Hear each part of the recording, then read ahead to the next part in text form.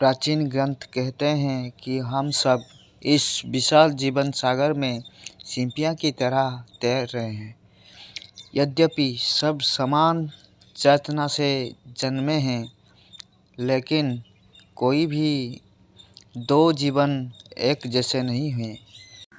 हम सब के जीवन कितने भी अलग हों, सब एक दूसरे पर आश्रित हैं और सबसे कुछ ना कुछ सीखा जा सकता है। जीवन के सभी पक्षों को समझने के लिए 5 दिन निकालें, ज़्यादा नहीं, बस 5 दिन। एक पूरा दिन सुबह से शाम तक किसी किसान के साथ बिताएं। उसके साथ सुबह जल्दी खेत में जाएं और देखें कि वह सारा दिन क्या करता है। आप वातावरण और भोजन के प्रति संवेदनशील हो जाएंगे।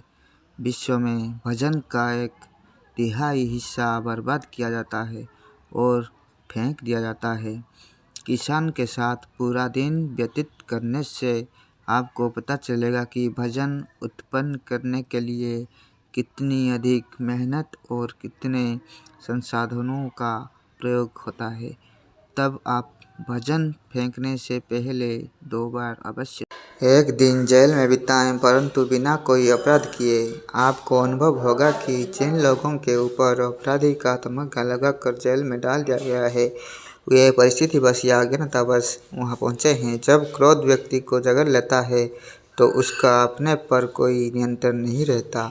यदि आप सबसे खतरनाक अपराधी से मिलोगे तो वह भी यही कहेगा, मैंने ऐसा नहीं किया, मुझे कुछ हो गया था और मुझसे यह हो गया। यह स्पष्ट हो जाएगा कि प्रत्येक अपराधी के भीतर एक पीड़ित होता है जो सहायता की पुकार कर रहा है। आपके हृदय में करुणा जाग जाएगी। यदि आपके दिल में किसी के लिए घृणा है तो यह भी समाप्त हो जाएगी। तीसरे दिन एक विद्यालय के अध्यापक बन जाएं, तब आपको पता चलेगा कि गुरु की आवश्यकता क्यों है। जीवन में आप जहाँ कहीं भी होते हो, वहाँ बहुत से लोगों की आप सहायता कर सकते हैं और मार्गदर्शन कर सकते हैं। यह भीतर गहराई से संतोष प्रदान करता है। ऐसा नहीं कि जिनके लंबे बाल और दाढ़ी हो वही गुरु हो सकते हैं। हर कोई कम से कम कुछ लोगों के लिए तो गुरु हो ही सकता है। आपको अध्यापक बनने के लिए किसी विशेष कौशल की आवश्यकता नहीं है। उसके लिए बस करुणा की आवश्यकता है। अध्यापक होने के नाते आप लोगों में करुणा का संचार कर सकते हैं।